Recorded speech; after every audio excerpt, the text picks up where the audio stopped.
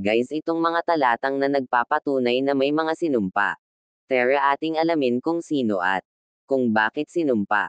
Naranasan ito noon at maging sa ngaon paudi din maranasan ito. Ang mga talatang ito ay nagpapatunay na may nagyayari nga. Tara ating pakinggan. Genesis Kapitulo 4 versikulo 11 At ngayoy sinumpa ka sa lupa na siyang nagbuka ng bibig na tumanggap sa iyong kamay ng dugo ng iyong kapatid.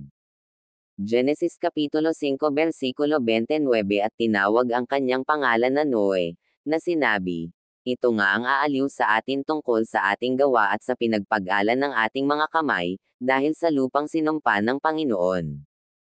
Genesis Kapitulo 14 versikulo 23 Isinumpa kong hindi ako kukuha maging isang sinulid, o maging isang panali ng pangyapak, o ng anonmang nauukol sa iyo, baka iyong sabihin, pinayaman ko si Abram. Genesis Kapitulo 25 versikulo 33 At sinabi ni Jacob, isumpa mo muna sa akin, at isinumpa niya sa kanya, at kanyang ipinagbili ang kanyang pagkapanganay kay Jacob.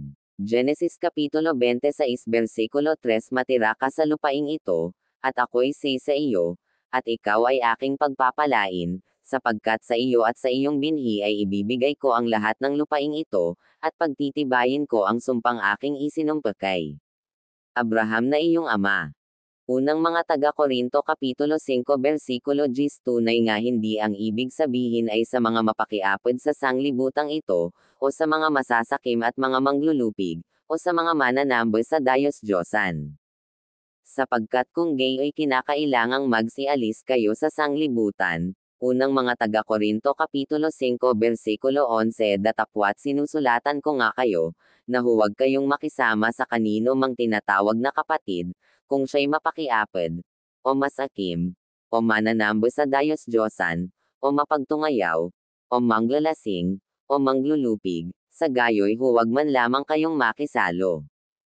Unang mga taga-Korinto Kapitulo 6 versikulo 9 O hindi baga ninyo nalalaman na ang mga liko ay hindi magsisipagmana ng kaharian ng Diyos. Huwag kayong padaya, kahit ang mga mapakiapid, ni ang mga mananambo sa dayos-diyosan, ni ang mga mangangalunya, ni ang mga nangbababae, ni ang mga mapakiapid sa kapwa lalaki.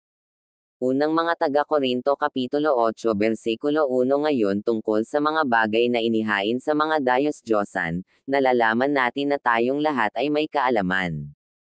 Ang kaalaman ay nagpapalalo, ngunit ang paibig ay nagpapatibay. Unang mga taga-Korinto Kapitulo 8 versikulo 4 Tungkol nga sa pagkain ng mga bagay na inihain sa mga dayos-diyosan, nalalaman natin na ang dayos-diyosan ay walang kabuluhan sa sanglibutan, at walang Diyos liban sa iisa. Unang mga taga-Korinto Kapitulo 8 versikulo 7 Gayon may wala sa lahat ng mga tao ang kaalamang iyan, kundi ang ilan na hanggang ngayon ay nangamimahasa sa dayos-diyosan, ay kumakain na parang isang bagay na inihain sa dayos-diyosan, at ang kanilang budi palibhasa'y mahina ay nangahahawa. Unang mga taga-Korinto Kapitulo 8 versikulo 10 Sapagkat kung makita ng sino mang ikaw na may kaalaman na nakikisalo sa pagkain sa templo ng dayos-diyosan, hindi baga titibe ang kanyang budi, kung siya'y mahina, upang kumain ng mga bagay na inihain sa mga dayos-diyosan. Unang mga taga-Korinto Kapitulo 10 versikulo 7 Ni huwag din naman kayong mapagsambo sa mga dayos-diyosan, gaya niyaong ilan sa kanila, ayon sa nasusulat, naupo ang bayan upang magsikain at magsiinom, at nagsitindig upang magsipagsayaw. Unang mga taga-Korinto Kapitulo 10 versikulo 14 Kaya, mga minamahal ko, magsitakas kayo sa nagsamba sa dayos-diyosan. Unang mga taga-Korinto Kapitulo 10 versikulo 19 Ano ang aking sinasabi? Na ang hain baga sa mga dayos-diyosan ay may kabuluhan. O ang dayos-diyosan ay may kabuluhan. Unang mga taga-Korinto Kapitulo 12 versikulo 2 Nalalaman ninyo na nang kayo'y mga gentil pa, ay iniligaw kayo sa mga paypang dayos-diyosan, sa alinmang paraang nagkahatid sa inyo. Guys, isang paalaala po para di tayo madaya ang mga talatang ito ay gabay sa atin. Nasa atin kung maniniwala ka o hindi dalawa lang din ang paroroonan ng tao impyerno o langit. Si Buz ngay sumampa sa pintuang bayan, at naupo siya roon, at, narito, ang malapit na kamag-anak na sinalita ni Buz ay nagdaan.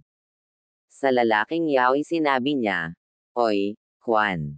Lumiko ka, maupo ka rito." At siya'y lumiko, at naupo. At siya'y kumuha ng sangpang lalaki sa mga matanda sa bayan, at sinabi, "Maupo kayo rito." At sila'y naupo. At sinabi niya sa malapit na kamag-anak, ipinagbibili ni Noemi, na bumalik na galing sa lupain ng Moab, ang bahagi ng lupa, na naging sa ating kapatid na kay Elimelech, at aking inisip na ipahayag sa iyo, na sabihin, bilhin mo sa harap nilang nakaupo rito, at sa harap ng mga matanda ng aking bayan.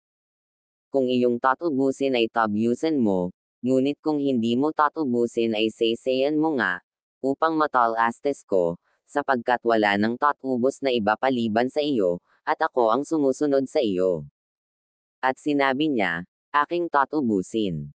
Nang magkagayo'y sinabi ni Buz, anumang araw na iyong bilhin ang parang sa kamay ni Noemi, ay marapat na iyong bilhin din ang kay Ruth na Moabita, na asawa ng namatay, upang ibangon ang pangalan ng namatay sa kanyang mana. At sinabi ng malapit na kamag-anak, hindi ko matutubos sa ganang akin, baka masira ang aking sariling mana, iyon na ang aking matuwid ng pagtubos. Sapagkat hindi ko matutubos. Ito nga ang kaugalian ng unang panahon sa Israel tungkol sa pagtubos at tungkol sa pagpapalit, upang patotohanan ang lahat ng mga bagay. Hinuhubad ng isa ang kanyang pangyapak, at ibinibigay sa kanyang kapwa, at ito ang paraan ng pagpapatotoo sa Israel. Sa gayo'y sinabi ng malapit na kamag-anak kay Buz, bilhin mo sa ganang iyo. At hinubad niya ang kanyang pangyapak. At sinabi ni Buz sa mga matanda at sa buong bayan, kayo'y mga saksi sa araw na ito, na aking binili ang lahat ng kay Elimelech, at lahat na kay Chelayon, at kay Maalon, sa kamay ni Noemi. Bukod dito'y si Ruth na Moabita, na asawa ni Maalon, ay aking binili na maging aking asawa, upang ibangon ang pangalan ng namatay sa kanyang mana, upang ang pangalan ng namatay ay huwag mahiwalay sa gitna ng kanyang mga kapatid, at sa pintuang bayan ng kanyang dako, kayo'y mga saksi sa araw na ito. At ang buong bayan na nasa pintuang bayan, at ang mga matanda ay nagsabi, kami ay mga saksi. Gawin ng Panginoon ang babae na pumapasok sa iyong bahay, na gaya ni Rachel at gaya ni Leah, na silang dalawa ang nagtatag ng sangbahayan ni Israel, at maging makapangyarihan ka sa Ephrata, at maging bantog sa Bethlehem, at ang iyong sangbahayan ay maging gaya ng sangbahayan ni Phares, na ipinanganak ni Tamar kay Juda, sa binhi na ibibigay ng Panginoon sa iyo sa batang babaeng ito. Sa gayo'y kinuha ni Buz si Ruth, at siya'y naging kanyang asawa. At siya'y sumiping sa kanya, at pinapaglihi ng Panginoon, at siya'y nanganak ng isang lalaki. At sinabi ng mga babae kay Noemi, pagpalain ka nawa ng Panginoon na hindi ka binayaan sa araw na ito, na mawalan ng isang malapit na kamag-anak. At maging bantog nawa ang kanyang pangalan sa Israel. At siya'y magiging sa iyo ay isang tagapagsoli ng buhay, at tagapagkandili sa iyong katandaan, sapagkat ang inyong manugang na nagmamahal sa iyo, ay nagkaanak sa kanya, at siya'y mahigit pa sa iyo kaysa 7 anak. At kinuha ni Noemi ang bata, at inihilig sa kanyang kandanggan, at siya'y naging yaya. At nilagyan ng pangalan ng mga babaeng kanyang kapitbahay, na sinasabi, may isang lalaki na ipinanganak kay Noemi. At tinawag nila ang pangalan niya na Obed, siya ang ama ni Isai, na ama ni David.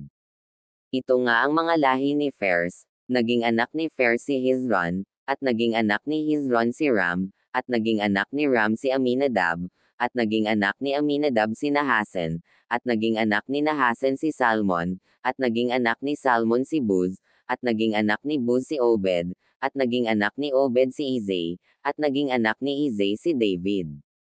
Ruth Kapitulo 4 versikulo 1 hanggang 22.